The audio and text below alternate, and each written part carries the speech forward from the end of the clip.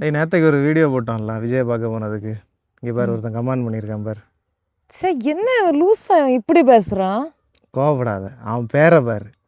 NTK நாம் தமிழர் தமிழ் மகன். ஓ அவங்களா? இவனுங்க கிட்ட எல்லாம் வேற என்ன எதிர்பார்க்க முடியும்?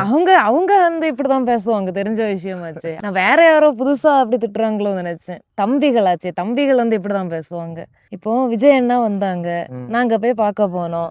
அதுக்கு அவர் இந்த மாதிரி ஒரு பேர் வைக்கிறாருன்னா சீமான் வருவாங்க. சீமான் வரும்போது அவங்க வீட்டுல உள்ள அக்கா, தங்கச்சி, அம்மா, பிள்ளைங்க எல்லாரும் போய் பார்க்க போனா இந்த மைண்ட்ல தான் கூட்டிட்டு போவாரா? எனக்கு புரியல. ஒரு கட்டத்துல இதுதான்டா நீ சீமான் கிட்ட படிச்ச தமிழ் தேசிய பண்பாடா? சூப்பர், இதுதான் பெர்ஃபெக்ட்டான ஒரு reply. Pondicherry tattoo artist. So பெண்களுக்கு சம உரிமை, நாங்கள் சம உரிமை கொடுப்போம் அப்படின்னு சொல்லிட்டு மேடைக்கு மேடை பேசிட்டு இருக்காங்க. சீமானுக்கு தும்பிகள் வந்துட்டு இப்படி பேசுறானுங்க. இதான் சம உரிமையா? வேணா பாரு, இப்படி நம்ம பேசிட்டோம்னு சொல்லிட்டு ஒன்ன விட்டுருவாங்க.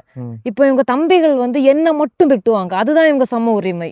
அது கவலைப்படாத, விர்ச்சுவல் வேரியஸ் இருக்காங்க, அவங்க பார்த்துடுவாங்க.